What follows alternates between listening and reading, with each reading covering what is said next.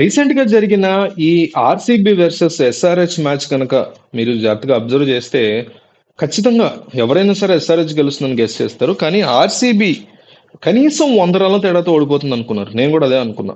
కానీ ఆఖర్లో తాను ఎంత పెద్ద వారియర్ నో ప్రూవ్ చేసుకుంటూ దినేష్ కార్తిక్ ఒక అద్భుతమైనటువంటి వారియర్ ఇన్నింగ్స్ ఆడాడు. మనం ఎప్పటికైనా సరే ఈ మ్యాచ్ ని చూసి ఒక విషయాన్ని నేర్చుకోవాలి, గుర్తుపెట్టుకోవాలి. గెలుస్తున్నాం లేదా ఓడిపోతున్నాం అనేది doesn't matter. End of the day పోరాటం ఎంత స్ట్రాంగ్ గా చేసాం, ఏ లెవెల్లో మన అగ్రెసివ్నెస్ కానీ, మన ఫైర్ కానీ, మన ఫైటింగ్ స్పిరిట్ని కానీ ఎంత బాగా చూపించాం అనేది మాత్రమే మ్యాటర్ అవుతుంది. డెఫినెట్లీ ఈ మ్యాచ్లో ఎస్ఆర్హెచ్ గొప్పతనమే. ఎస్ఆర్హెచ్ గెలిచింది, వీల్ అప్రిషియేట్ దెమ్. దాంతో పాటుగా దినేష్ కార్తిక్కే మ్యాన్ ఆఫ్ ది మ్యాచ్ ఇవ్వండిరా బాబు అనే లెవెల్లో అతను చూపించినటువంటి పెర్ఫార్మెన్స్ మాత్రం ఇన్స్పైరింగ్ గా మిగిలిపోతుంది. హైయెస్ట్ స్కోర్ ఐపీఎల్ హిస్టరీలోనే ఎస్ఆర్హెచ్ కొట్టి ఉండొచ్చు మొన్న మ్యాచ్లో. కానీ ఈ ఇన్స్పిరేషన్ ఏదైతే దినేష్ కార్తిక్ ఇవ్వగలిగాడో అది మాత్రం చాలా మంది క్రికెటర్స్ కి ఓడిపోతున్నామని అవతల వాళ్ళకి బిగ్గెస్ట్ హైయెస్ట్ పాయింట్ ఉందనేసి భయపడకూడదు అనే దాన్ని తను చాలా పర్ఫెక్ట్ గా మనకి సాధారణ జీవితాల్లో కూడా, కేవలం క్రికెటర్కే కాదు, సాధారణ జీవితాల్లో కూడా ఓడిపోతామని తెలిసి కూడా ఎంత పీక్ వరకు పోరాడగలమో అంతవరకు పోరాడాలి అనే దాన్ని అద్భుతంగా చూపించాడు దినేష్ కార్తిక్ తన ఒక్క ఇన్నింగ్స్. అయితే దినేష్ కార్తిక్ వరల్డ్ కప్ కి రాబోతున్నటువంటి T20 వరల్డ్ కప్ కి తీసుకోగలుగుతారా? ఎందుకంటే మనకి ఆల్మోస్ట్ అన్ని ఫిల్లింగ్స్ అయిపోయాయి. ఓపెనర్ అనండి, మిడిల్ ఆర్డర్ అనండి, ఫినిషర్, ఇట్లా ఇవన్నీ ఫిల్ అయిపోయాయి. కానీ వికెట్ కీపర్ విషయానికి వస్తే ఫిల్ అవ్వట్లేదు.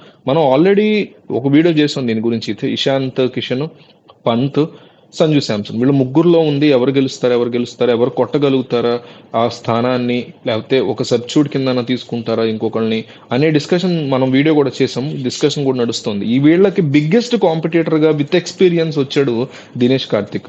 మీకు గనక గుర్తుంటే గత ఐపీఎల్లో అతను సరిగ్గా ఆడలేదు. బట్ ఈ ఐపీఎల్లో మాత్రం ఇతని పేరు సెలెక్టర్స్ వరకు వెళుతుంది అనే డిస్కషన్ కూడా రాదనుకున్నారు. బట్ అతని నేమ్ రావడం ఏంటి అని చాలా మంది షాక్ అవుతున్నారు. ఆ లెవెల్లో తన పెర్ఫార్మెన్స్ ఇస్తున్నాడు. ముంబై మీదనండి, ఎస్ఆర్హెచ్ మీదనండి, సిఎస్కే మీదనండి, ప్రతి బిగ్ టీం మీద అతను చాలా బాగా ఆడగలుగుతున్నాడు. ఫైటింగ్ స్పిరిట్ ను బాగా చూపిస్తున్నాడు. ఫినిషర్ గా ఒక ఎక్సలెంట్ ఫినిషర్ గా ఎదిగాడు. వికెట్ కీపర్ గా సపోర్ట్ ఇస్తున్నాడు. He's doing an excellent job. So definitely T20 world cup లో అతన్ని తీసుకోవచ్చు కదా అనేటువంటి మాటలు వినిపిస్తాయి. తీసుకోవడం పాసిబుల్ అయినా, తీసుకుంటే మనకి ఏదైనా ఇబ్బంది ఉంటుందా, లేక అతనికి ఇవ్వడం కరెక్టా కాదనేది చూడాలి. సో 205 స్ట్రైక్ రేట్ ఉంది దినేష్ కార్తిక్ కి. ఎంత బిగ్గెస్ట్ నెంబర్ అది. మనం అయితే ఇక్కడ ఒక ఇంట్రెస్టింగ్ పాయింట్ ఏంటంటే 2020 ఐపీఎల్లో కూడా ఇదే లెవెల్లో కుమ్మేశాడు దినేష్ కార్తిక్. మీకు గుర్తుంటే అప్పుడు కూడా ఇట్లాగే అతన్ని 2020కి సంబంధించినటువంటి వరల్డ్ కప్ లో వెంటనే తీసుకున్నారు. ఐపీఎల్ తర్వాతే వచ్చింది వరల్డ్ కప్ అప్పుడు కూడా. కానీ కేవలం 14 రన్లు మాత్రమే కొట్టాడు అతను అప్పుడు నడిచినటువంటి ఆ మ్యాచెస్ అన్నీ కలిపి. అంటే చాలా దారుణంగా ఫెయిల్ అయ్యాడు as a batsmen, as a finisher. But wicket keeper గా పర్వాలేదు అనిపించాడు. సో మళ్ళీ అట్లా అవుతుందా అనేటువంటి భయం మాత్రం నాలాంటి క్రికెట్ ఫ్యాన్స్ కి డెఫినెట్లీ ఉంది. కానీ అవకాశం ఇస్తే తెలుస్తుంది కదా అనేటువంటి ఫీలింగ్ కూడా ఉంది. కానీ రోహిత్ శర్మ కూడా ఇదే విషయాన్ని ఆలోచిస్తున్నట్టుగా మనకు అర్థమవుతుంది. ఎందుకంటే ముంబై మీద బ్యాటింగ్ చేస్తున్నప్పుడు కూడా రోహిత్ శర్మ కొన్ని కామెంట్స్ చేశాడు లైవ్ లో, గ్రౌండ్ లోనే, పిచ్ మీద ఉన్నప్పుడే.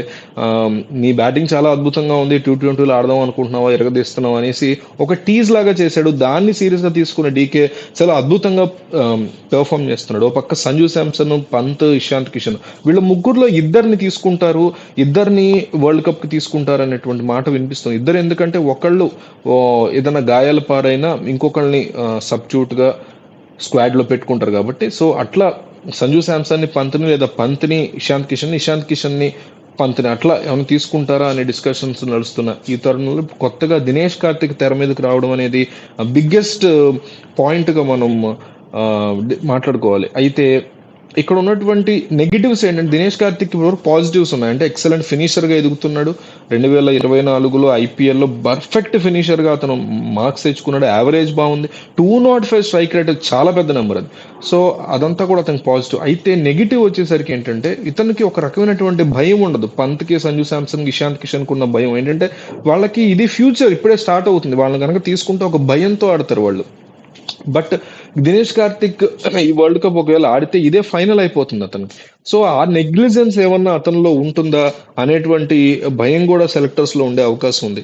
అట్లాగే 2020 వరల్డ్ కప్ లో ఇందాక మనం చెప్పుకున్నట్టు వర్కౌట్ అవ్వలేదు కాబట్టి ఆ భయం కూడా డెఫినెట్లీ ఉంటుంది రోహిత్ శర్మకి. అందువల్ల కూడా రోహిత్ శర్మ ఆలోచించేటువంటి అవకాశాలు ఉన్నాయి. ఇంకొకటి ఏంటంటే T20 వరల్డ్ కప్స్ లో అందరూ యంగ్ జనరేషన్ ని తీసుకోవాలి. ఇప్పటికే రోహిత్ లాంటి సీనియర్ ని, కోహ్లీ లాంటి సీనియర్ ని కూడా లాక్కొస్తున్నారు సెలెక్టర్లు. కేవలం ఇండియాకి ఉండేటువంటి ఆ highest point of celebrity cricketers అవ్వడం, అందులో ఫామ్ లో ఉండడంతో రోహిత్ శర్మని, కోహ్లీని బలవంతంగా లాక్కొస్తున్నారు.